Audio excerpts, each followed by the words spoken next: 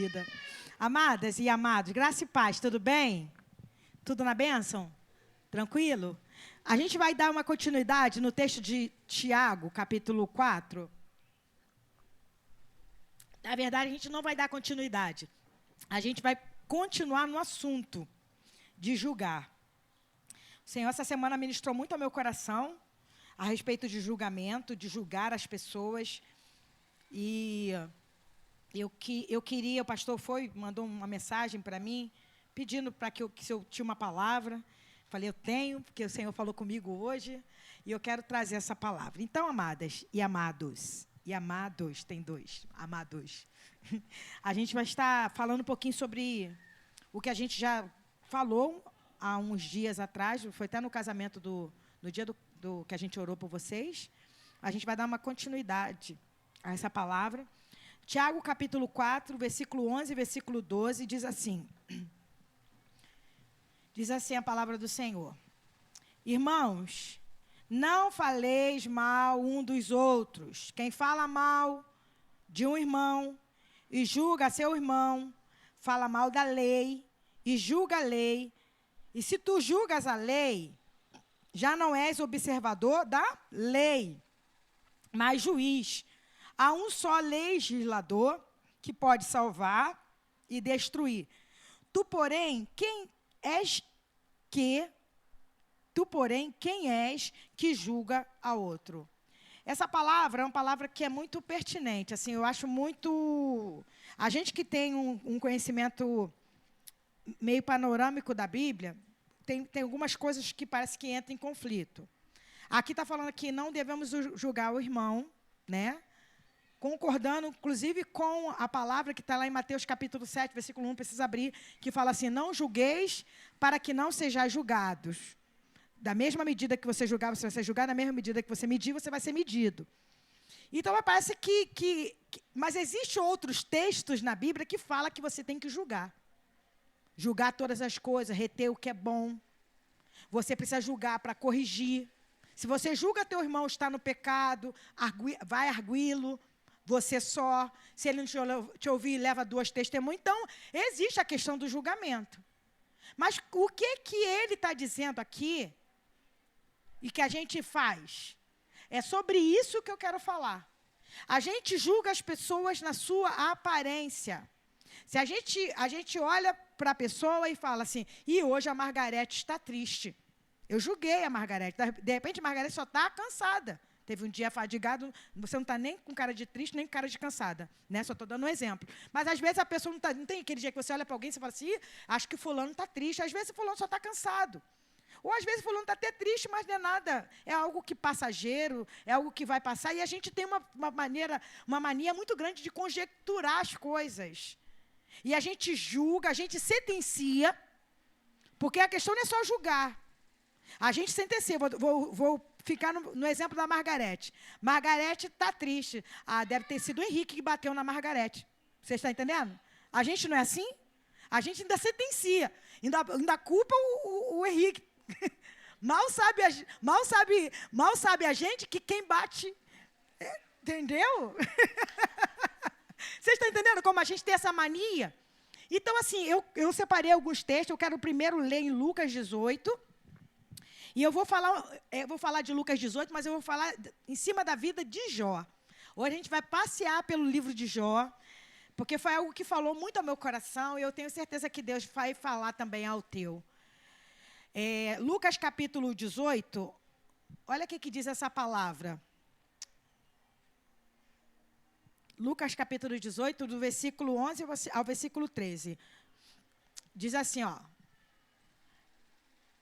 Olha, vê se a gente não é assim muitas vezes. O fariseu, estando em pé, orava consigo desta maneira. Ó Deus, graças te dou porque não sou como os demais homens, roubadores, injustos e adúlteros, nem ainda como este publicano. Jejuo 2 vezes na semana e dou os dízimos de tudo quanto possuo. O publicano, porém, estando em pé de longe, nem ainda queria levantar os olhos aos céus, mas batia no peito dizendo, ó Deus, tem misericórdia de mim, pecador. A gente vê ali uma clareza do que é a pessoa que julga. O fariseu se colocando em pé na frente da congregação, né, na frente da liderança, na frente da sinagoga, ele batia, não no peito com arrependimento, mas ele enchia de orgulho e falava assim: eu não sou como os demais pecadores, eu não sou adúltero como ele, eu não faço isso como ele, eu jejuo, eu faço aquilo.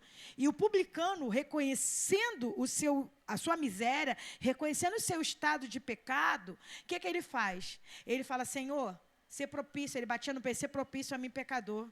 Eu reconheço a minha pequenez. Então, a gente precisa ter um cuidado muito grande. Quando o Tiago fala de julgar, a gente precisa ter um cuidado muito grande. Porque a gente julga muito pela aparência, a gente julga muito pelo que a gente vê. A gente não sabe o que está no coração. Essa semana, eu me deparei com uma postagem no Facebook de uma pessoa que é querida minha, que está com seu esposo enfermo. O esposo dela é enfermo, trabalha provavelmente como autônomo, e ele está com... A gente tem orado por ele aqui, inclusive na igreja, não vou citar nome, mas a igreja conhece, sabe quem é. Está enfermo, impossibilitado de trabalhar, e ela fez um pedido, a esposa fez um pedido no Facebook, dizendo que... pedindo ajuda, está passando necessidade. Porque o marido, que era o provedor, está enfermo, está no estado bem crítico de doença, no hospital, e ela ainda ouviu de pessoas, líderes da igreja, o seguinte comentário: nós não podemos ajudar, porque Deus proibiu a gente de estender a mão para você, porque é como se você estivesse colhendo o que plantou. Desse jeito.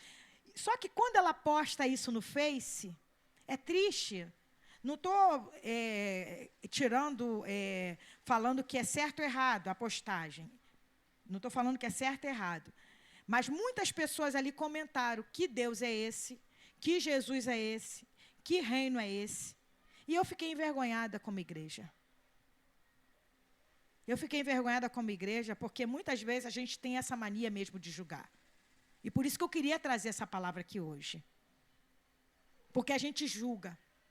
A gente vê uma pessoa passando necessidade, qual é o primeiro pensamento que a gente pensa? É de julgamento. Está passando por isso porque plantou e está colhendo. É verdade, igreja, isso eu estou falando de mim. Não estou falando de vocês, não. A gente julga.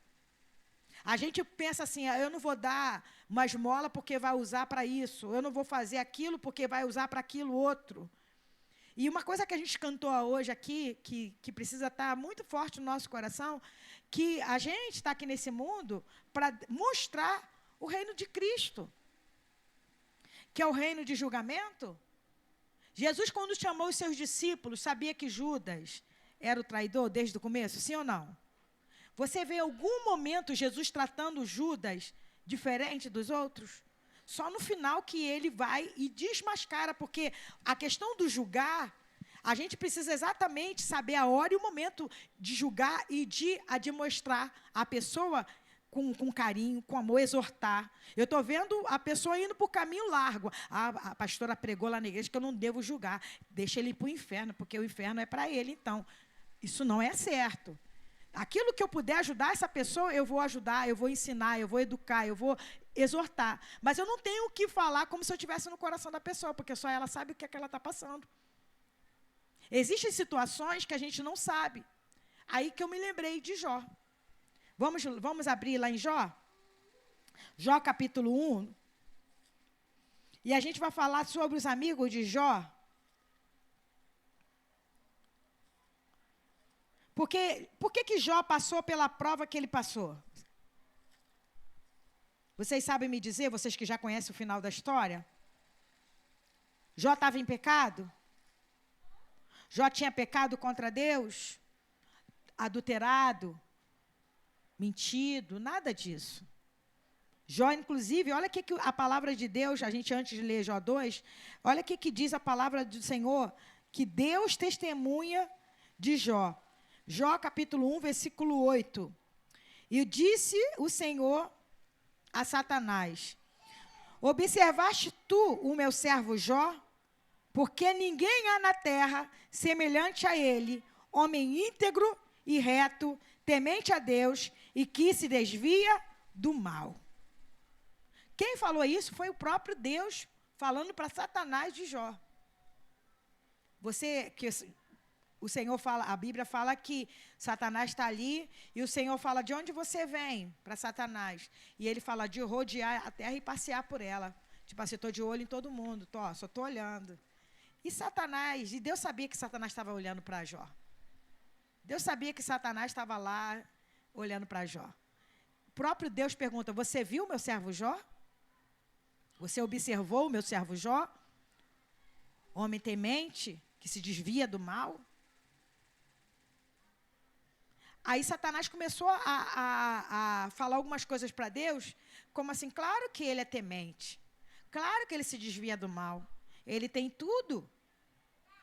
Duvido se ele não vai te abandonar se o senhor tirar tudo, porque Jó, a Bíblia fala que Jó era o homem mais rico daquele tempo. Jó, gente, o livro de Jó foi escrito por Moisés. Jó é provavelmente um contemporâneo de Abraão, para a gente saber o tempo, é bem antigo. Ele era o homem mais rico daquele tempo. Ele fazia, os filhos deles iam fazer as festas, tinha 10 filhos, 7 homens e 3 meninas. Quando os filhos iam fazer as festas, ele ia sacrificar, pedia perdão a Deus, caso os filhos dele tivessem pecado, de tanto temor que ele tinha a Deus. Jó não tinha a lei ainda aqui em Jó. Não existia os 10 mandamentos. Ele é contemporâneo de Abraão. Os 10 mandamentos nasceu aonde? Lá em Moisés. Ele já tinha temor a Deus sem ter lei. Não tinha lei, a lei escrita, porque Deus deu a lei para... O homem foi feito dentro da lei de Deus. Mas não tinha, e ele temia o Senhor. Ele não era da descendência de Abraão ali, mas ele temia o Senhor, um temor tão grande. E o Senhor permitiu que Satanás fosse lá e mexesse com tudo dele. A gente sabe que a nossa vida é corpo, alma e espírito. O corpo é essa carcaça que a gente tem. A alma são as nossas emoções. E o espírito é o que é ligado a Deus.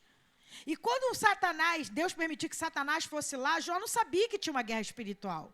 Jó não tinha noção que era uma situação que Deus estava permitindo Satanás chegar até ele e mexer em tudo. Ele perde casa, ele perde a família, os filhos. A mulher fala para ele amaldiçoar a Deus. Ele perde tudo. Para completar, ele começa a ter tumores pelo corpo, feridas pelo corpo, que ele pega um caco de telha para se coçar. Provavelmente uma lepra, provavelmente um câncer, uma dermatite dessas brabas aí que a gente sabe que tem. E a mulher dele ainda chega para ele, você ainda se permanece ainda assim íntegro? Amaldiçoa esse Deus e morre. De tudo. De tudo. Ele ainda permanece fiel e tem a música que a gente tanto gosta, né? De cantar, Deus me deu, Deus tomou, bendito seja o nome do Senhor. Porque no meio disso tudo, ele ainda entende, olha, mulher, a gente foi feliz com tudo que Deus deu, agora a gente também não vai ser feliz com nada. Deus deu, Deus tomou, no saí do ventre, no voltarei, bendito seja o nome do Senhor. Até aí está tudo bem, até aí está tudo bem. Mas olha o que acontece no capítulo 2, versículo 11 ao versículo 13. Vocês vão acompanhar? Eu pedi para a Luli separar, para a gente poder dinamizar, né? Para ficar mais dinâmico a nossa leitura. Jó 2, do versículo 11 ao versículo 13. Olha o que diz. Ouvindo, pois, 3 amigos de Jó, todo este mal que tinha vindo sobre ele, vieram cada um do seu lugar. Ele faz o temanita, Bildade o suíta e Zofar o namatita, e combinaram condoer-se dele para o consolarem. E levantando-se de longe os seus olhos, não o conheceram. E levantaram a sua voz e choraram, e rasgaram cada um o seu manto, e sobre as suas cabeças lançaram pó ao ar. E assentaram-se com ele na terra 7 dias e 7 noites, e nenhum lhe dizia palavra alguma, porque viam que a dor era muito grande. Você tem amigo, eu quero te perguntar isso, você tem amigo que na hora da dor senta contigo durante 7 dias, 7 noites, e chora com você sem abrir a boca para falar? Nem na hora da alegria a gente tem. Se você marcar um churrasco, tem. Tem. É verdade. Vocês estão entendendo? Eles eram amigos mesmo de Jó. Eles eram amigos, sim, de Jó. Porque, às vezes, a gente vê, né, algumas coisas que as pessoas falam, não eram amigos, era amigo da onça. Eram amigos, sim. Eles não entenderam o que estava acontecendo. Mas o problema é quando a gente é amigo e a gente acha que sabe de tudo. O problema dos amigos de Jó foi quando eles começaram a julgar Jó. E o problema da gente é quando a gente começa a julgar as pessoas. E a gente não estende a mão para ajudar, porque a gente fala assim, tem que passar fome mesmo, não é verdade? Tem que passar necessidade mesmo, porque está plantando. Deus te mandou ser juiz? Deus mandou você ser juiz? Porque a Bíblia fala que há um só legislador e juiz sobre todo, Ele.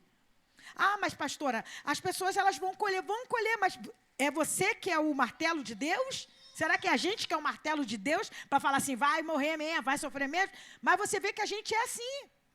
E o que aconteceu com Jó? A gente agora vai passear um pouquinho. O primeiro amigo de Jó era um dos mais antigos, era um dos mais velhos. Então, os velhos tinham uma preferência, os anciãos, eles tinham uma preferência de falar. O que aconteceu com ele faz? Depois daqueles 7 dias, 7 noites, que eles ficaram ali chorando com Jó, que eles ficaram ali lamentando com Jó. Jó começou a amaldiçoar o dia que nasceu, falou, por que eu não morri? Por que o leite da minha mãe não estava seco para eu mamar e não morrer, para eu morrer de fome? E tal. Aí ele vai e levanta a voz. O que ele faz? Ele zombou de Jó por permanecer leal e disse que Deus não confia em seus servos. O julgamento, vamos ler lá? Jó 4, versículo 17 e versículo 18. Ele zombou de Jó. Ele começou a julgar Jó e zombou de Jó. Versículo 17, versículo 18 diz assim: seria porventura o homem mais justo do que Deus? Seria porventura o homem mais puro do que o seu Criador? Eis que ele não confia a seus servos e aos seus anjos atribui loucura. Quando você vai lendo o texto, é bom quando a gente pega Jó e lê, falar igual o Hernandes fala, numa sentada só. Para assim, senta e lê. Do primeiro capítulo até o 42. São 42 capítulos. Mas você vai entendendo as conversas. O que acontece aqui? Ele começa a falar, que, olha só, você ainda está permanecendo firme, leal? Deus não confia nos seus servos. E tem coisas que eles falam que não é totalmente errado. Tem coisas que eles falam que é certo. Inclusive, tem um texto que eu amo, que tem até uma música que eu fiz em cima disso, que fala, se dispuser o coração, estender a mão para Deus. São verdade. O problema foi que eles associaram isso a Jó. O problema foi que eles viram o problema de Jó e falaram, você com certeza está se mantendo leal, por quê? Deus não confia nos seus servos. Deus não confia em você.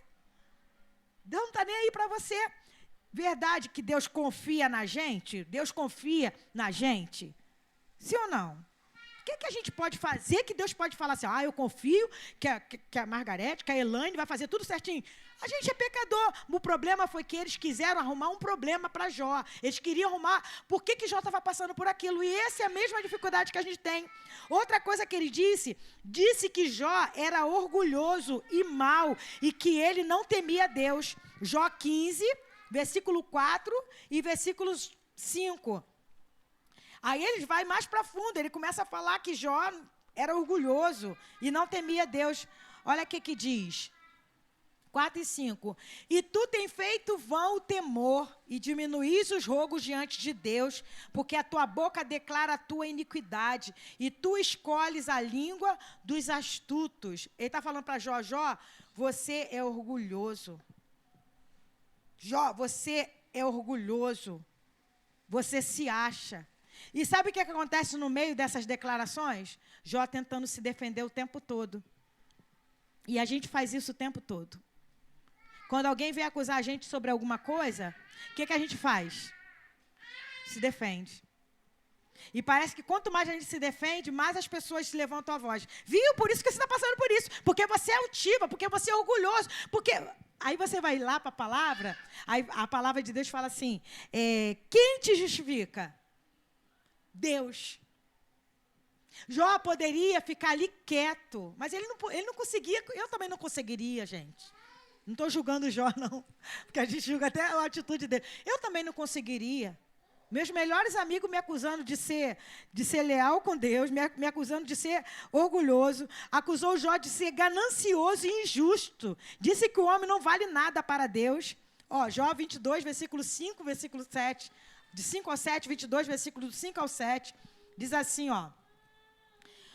Porventura não é grande a tua malícia e sem termo as tuas iniquidades? Porque sem causa penhoraste a teus irmãos e aos nus despojaste as vestes. Não destes alcançado água a beber e ao faminto retiveste o pão. Está falando para Jó assim, sabe por que tu está passando por isso, Jó? Sabe por que tu é um pão duro, tu é um miserável, tu tirou a roupa dos teus irmãos. Tu deixou de dar comida ao faminto. Na nossa linguagem, que a gente lê essas coisas bonitas aqui, acha que é bonito, poético, né? Porque o livro de Jó é poético. Mas na nossa linguagem, sabe por que tu está passando por isso, Jó? Porque tu é miserável. Tu tirou, para tu se enriquecer, tu tirou do pobre. Para tu te enriquecer, você tirou do faminto. Puro julgamento. Puro julgamento. A gente sabe que não era assim que Jó, Deus não estava permitindo Jó passar por aquilo por causa do pecado dele. Agora, deixa eu fazer uma pergunta para vocês antes de passar para o próximo amigo de Jó. Vocês, com sinceridade, vocês acham que Deus nos castiga por causa do pecado? Sim ou não? Com sinceridade. Sim ou não? Não nos castiga por causa do pecado. Você acha que castiga? Corrige. Consequência. Então, Jó poderia estar passando por tudo isso por causa da consequência do pecado dele? Sim ou não? Sim. Poderia. O que eu estou falando no sentido de correção. Porque aos seus amados Deus corrige. Porque quando fala de... Corrige é uma palavra forte, mas quando fala de correção, não é mais? Quando a gente pega nosso filho e tira aquilo que ele gosta para corrigir, a gente está sendo ruim com ele? Não está sendo, não é verdade? A gente quer que ele não bote mais a mão na tomada. As crianças tinham essa mania de querer botar a mão na tomada. E eu brigava, não bota. Eles até que nessas coisas, eles não eram insistentes. Mas tem crianças que são insistentes, bota a mão até levar um choque. Não é verdade? Aí você fala o que para ele? Eu não te avisei. Mesmo sendo uma criança, você não fala assim, mamãe não falou que não era para você botar a mão ali. Então, a gente precisa entender isso. Existe a correção de Deus por causa do pecado? Existe.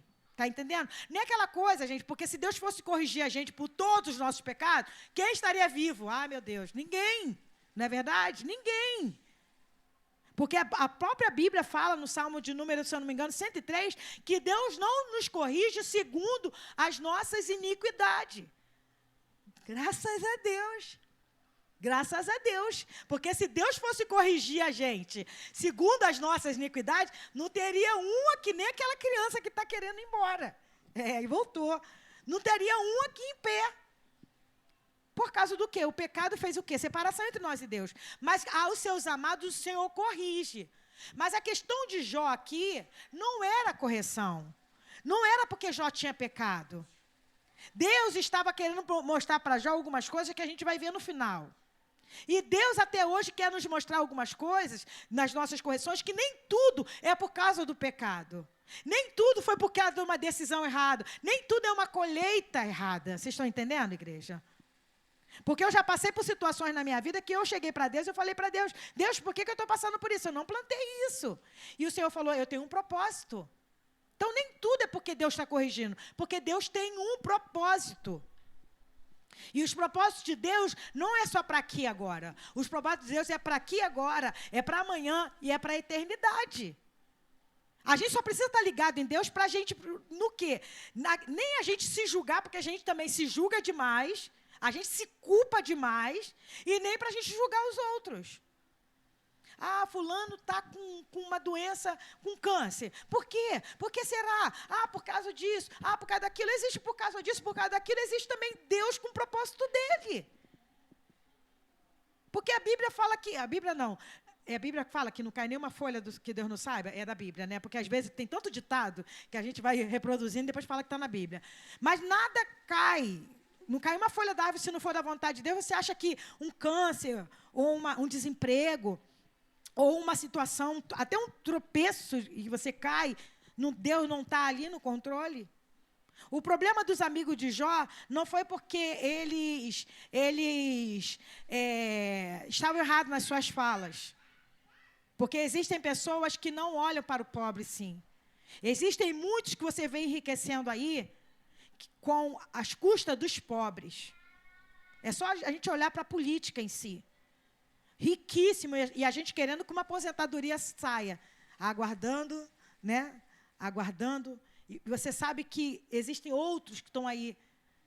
Mas o que eu tenho que julgar até essas pessoas?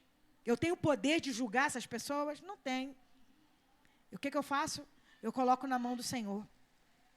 Eu falo, Senhor, julga a minha causa. Me mostra o que eu preciso ser corrigida. E julga essa justiça, julga essa causa, Pai. Como eu tenho pedido para Deus julgar nossas causas. O problema deles é que eles queriam atribuir a Jó pecado que Jó não tinha. Outro amigo de Jó era Bildade. Bildade deu a entender que os filhos de Jó tinham pecado e por isso mereciam a tragédia que sofreram. Também insinuou que Jó tinha abandonado a Deus. Gente, pelo amor, olha que maldade. Você acaba de perder seus 10 filhos, gente. Você acaba de perder, não é um filho, não. Não ficou. Você com 9 filhos e você ficou ali. Não, você acaba de perder teus 10 filhos.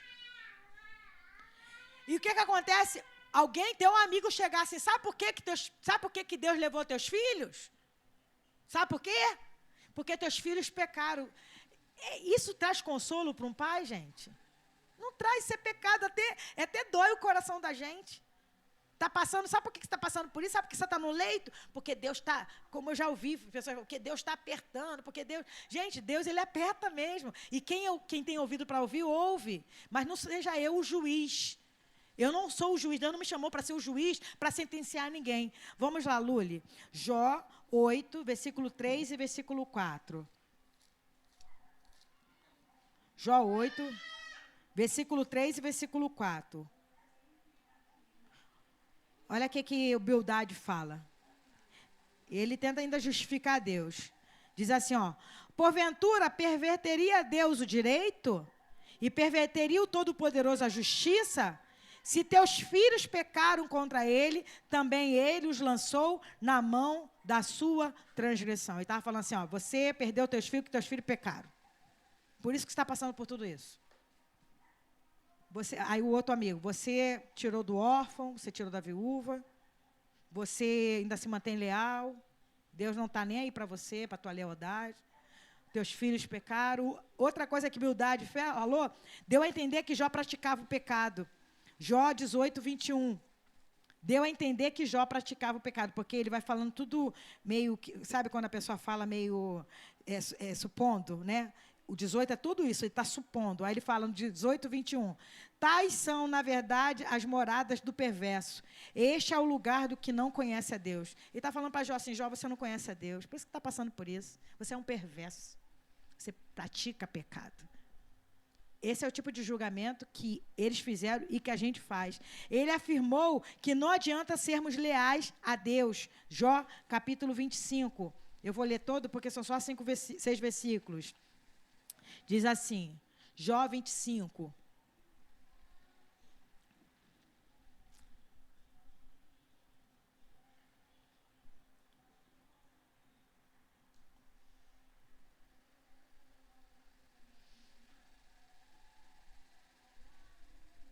Olha só. Então respondeu Bildade, o suíta, e disse, com ele está o domínio e temor, ele faz paz nas suas alturas, porventura tem número as suas tropas, e sobre quem não se levanta a sua luz? Como, pois, seria justo o homem para com Deus, e como seria puro aquele que nasce de mulher? Eis que até a tua lua não resplandece. Eis que até a lua não resplandece, e as estrelas não são puras aos seus olhos. E quanto menos o homem, que é um verme, e o filho do homem, que é um vermezinho. Ele está falando para Jó, Jó, o que ele fala aqui não é mentira, é verdade. O que é o homem diante do Senhor? Depois do pecado, até a lua, as estrelas, tudo ficou contaminado por causa do pecado. O homem é um verme, um vermezinho. O problema é que ele está julgando Jó. O problema é que ele está falando para Jó assim, você está passando pelo que você está passando porque você pratica pecado. Não adianta ser leal para Deus. Ele está dizendo assim, não adianta sermos leais para Deus. Colocou um monte de coisa em xeque. E o último amigo foi o que menos falou, acusou o Jó de falar coisas sem sentido e disse que ele deveria parar de fazer o que era mal. É o último texto que a gente vai ler, o penúltimo texto, Jó 11, do 3 ao 5. Zofar. 3 a 5 diz assim, as tuas mentiras se hão de calar os homens? E zombarás tu sem que ninguém te envergonhe? Pois diz, a minha doutrina é pura e limpo sou aos teus olhos. Mas, na verdade, quem dera que Deus falasse e abrisse os seus lábios contra ti. Porque todas as falas, quando eles vêm acusar Jó, todas as falas, Jó tenta se defender. E nessa defesa de Jó, Jó começa a falar algumas coisas, tipo assim, não, eu estou íntegro, eu mantive meus lábios limpos, eu não falei mentira, não, eu nunca defraudei um órfão, uma viúva, não, eu nunca roubei. Ele tentava se defender como eu e você faríamos. Mas aqueles homens vieram pesado contra Jó. Vieram pesado, falando coisas que não eram verdade. Julgando Jó, julgando a situação de Jó. A gente não sabe quanto tempo que Jó ficou nessa situação. Alguns historiadores acreditam que Jó ficou nessa situação de 6 meses a 2 anos. 6 meses a 2 anos, aos nossos olhos, é muito tempo, não é verdade? É muito tempo. A pessoa cheia de feridas no corpo, com os filhos enterrados, com todas os seus bens, né, os animais mortos, tudo que ele tinha, e do lado ainda ficou uma mulher falando para ele, amaldiçoa esse Deus e morre. O que Jó passou não foi fácil. Mas eu quero que a gente pare agora lá no capítulo 42, que eu quero que vocês entendam o porquê que Jó estava passando por aquilo tudo. No capítulo 1, Deus testemunha dele, fala que nunca viu, observaste o meu servo Jó em toda a terra. Não existe homem, em toda a terra. Será que Deus pode falar isso de mim e de você? Claro que não, de mim nunca. Em toda a terra nunca vi uma serva tão leal quanto a Elaine. Nunca vi uma serva tão leal quanto a Marlete. Será que Deus não pode falar? Porque quem somos nós? Na verdade, não é menosprezando ninguém. É que somos pecadores. Até as nossas intenções, elas são... Já viu de duplo sentido? A gente ajuda querendo algo em troca. Ainda fala assim, depois a gente fala assim, poxa, ajudei tanto o Dudu, na hora que era para ele retribuir, então a gente não ajudou de coração. Porque o amor que Deus tem por nós é um amor altruísta. Ele dá sem esperar nada em troca. Mas o nosso amor é um amor egoísta. A gente dá esperando naquilo que podem fazer. Mas Deus tinha um propósito, sim, na vida de Jó. E eu quero dizer isso para vocês, que Deus também tem um propósito na vida de cada um de nós. Deus tem um propósito. Eu não sei qual a luta que essa minha irmã, que a gente citou aqui, está passando. Eu não sei qual o propósito.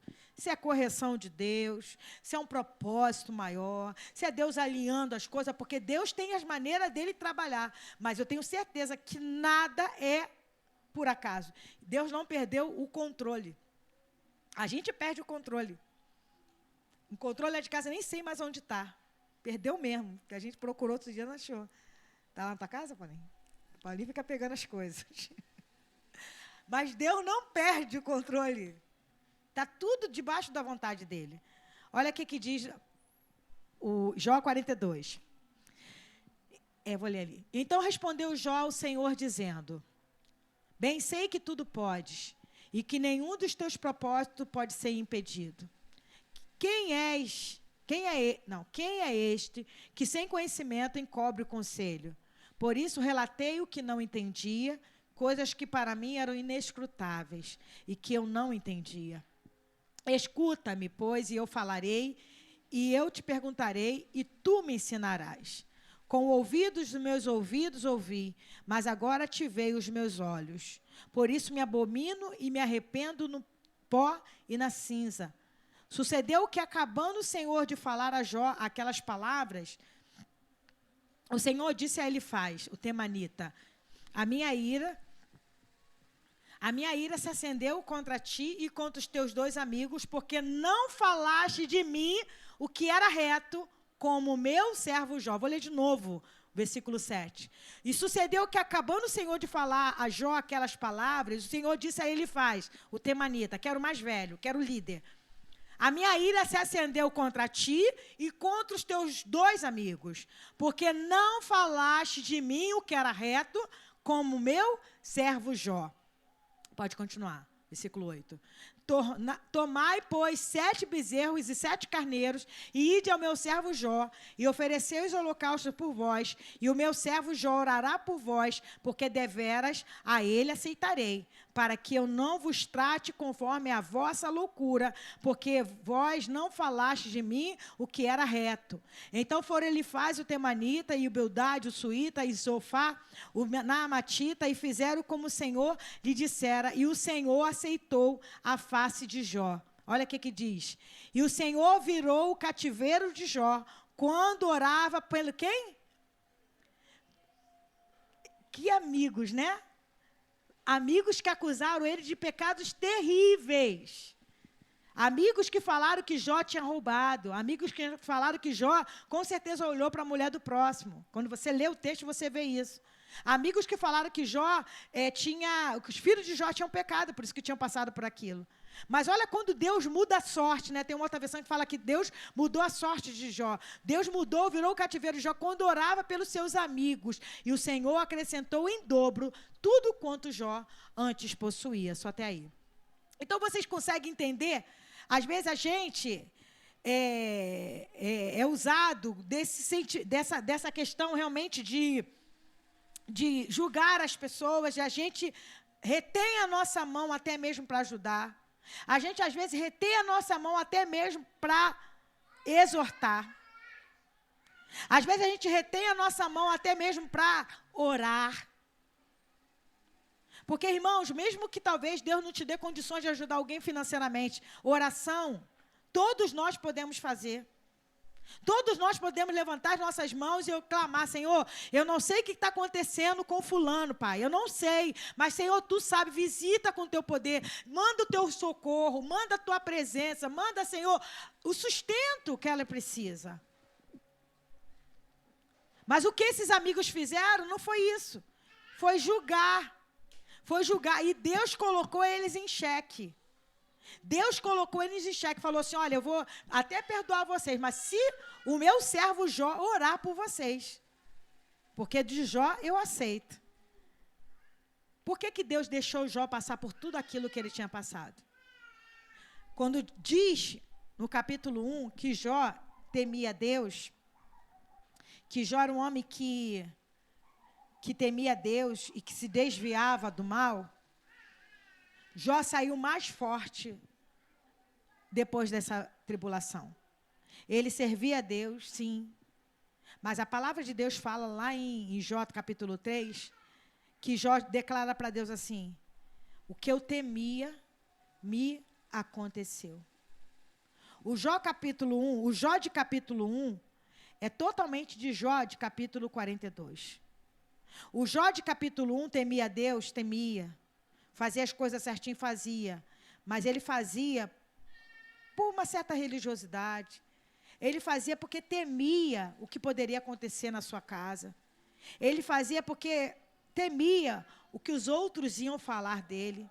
Quanto de nós não agimos assim? Não queremos que as pessoas falem mal de nós. E agimos, de certa forma, politicamente corretos, porque não queremos que as pessoas falem de nós. Mas sabe o que Deus faz? Deus é terrível. Deus, Ele olha para dentro de nós e Deus não quer pessoas religiosas na tua presença. Deus não quer bonequinhos de plásticos, fantoches. Deus quer pessoas que o amem acima de todas as coisas, que o amem acima do seu dinheiro, que o amem acima dos seus filhos, que o amem acima dos seus bens. Talvez você vá falar assim, mas pastora, Jó amava a Deus, amava mais os filhos, amava mais a casa do que a Deus, não posso falar isso porque eu estaria julgando. Mas quando Deus tira tudo de Jó, foi a hora que Jó realmente colocou na balança o que era mais importante. E no final disso tudo ele fala assim: antes eu te conhecia só de ouvir, mas hoje eu posso contemplar o Senhor de uma forma extraordinária que eu não contemplava antes. Deixa eu falar uma coisa para vocês que pode até trazer uma estranheza ao coração de vocês. Até os amigos de Jó tinham um propósito de Deus naquela situação. Por mais que eles tenham se levantado para julgar, por mais que eles tenham se levantado para falar todas as coisas, trouxe para fora o que estava dentro de Jó. Porque Jó se defendeu, Jó se defendeu, Jó se defendeu. Jó começa a falar um monte de coisa, Jó começa a falar um monte de coisa e começa a se achar muito justo. Quando você lê numa sentada só, você vê isso. Jó começa a se achar muito justo. Aí quando chega no capítulo, se eu não me engano, 40, Deus faz para Jó 40 perguntas retóricas. O que são perguntas retóricas? Perguntas que não têm uma resposta. Deus começa a perguntar para Jó assim: Jó, vamos lá. Deixa eu fazer uma pergunta para você. Aonde que você estava quando eu estava lançando os fundamentos da terra? Jó, aonde você estava quando eu estava criando o Leviatã, quando eu estava criando a avestruz para ser um animal, que ele fala até assim, sem entendimento, um animal que não tem entendimento? Aonde você estava? Jó, aonde você estava quando eu estava criando as Três Marias, o Órion? Jó, aonde você estava quando eu estava fazendo isso? Jó, aonde você estava?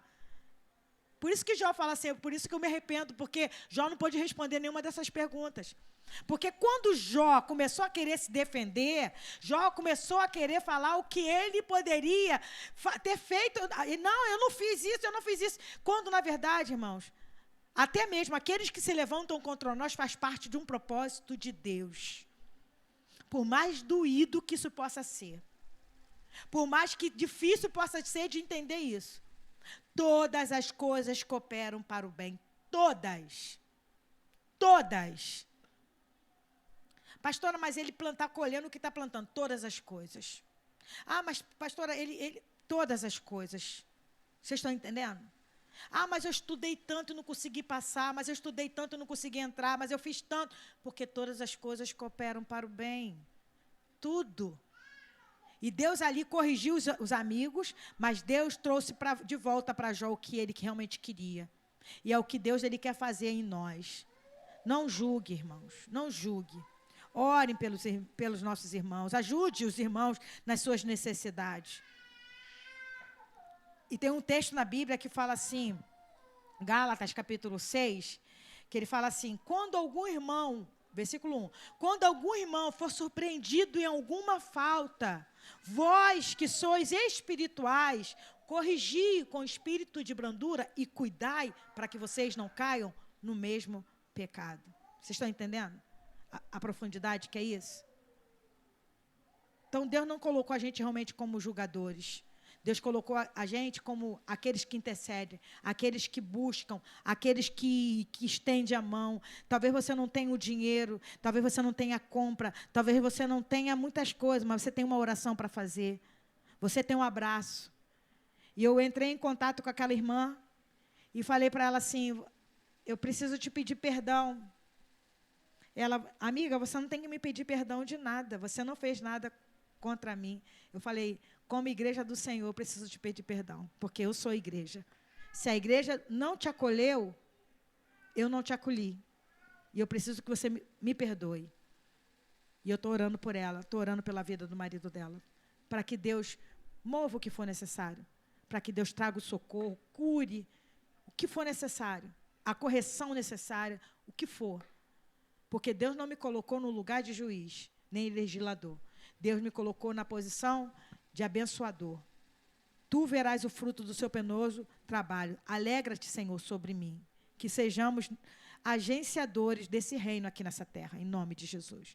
E sabe como que Deus mudou a sorte de Jó, né? Versículo 11, Lúria. Então vieram a ele todos os seus irmãos, e todas as suas irmãs, e todos quanto Dante o conheceram, e comeram com ele pão em sua casa, e se condoeram dele, e o consolaram acerca de todo o mal que o Senhor lhe havia enviado. E cada um lhe deu uma porção, uma parte. Versículo 12. E assim abençoou o Senhor o último estado de Jó, mais do que o primeiro, pois teve 14.000 ovelhas, 6.000 camelos, 1.000 jumentas de boi, 1.000 jumentas. Também teve 7 filhos e 3 filhas. Pode ir. E chamou o nome da primeira Gemima, o nome da segunda Késia, e o nome da terceira Queren Apuque. E em toda a terra não se achavam mulheres tão formosas como as filhas de Jó. E o seu pai lhes deu herança entre os seus irmãos. E depois disto viveu Jó 140 anos, e viu a seus filhos, e a seus filhos de seus, e aos filhos de seus filhos, até a 4ª geração. Então morreu Jó, velho e farto de dia. Toda a nossa aprovação, ela não é para sempre. Todas as nossas acusações, ela não é para sempre. Tudo que a gente passa tem um propósito de Deus, e que a gente aproveite esse propósito de Deus. E que a gente não menospreze o ensino do Senhor, e que a gente não volte atrás naquilo que o Senhor quer nos ensinar.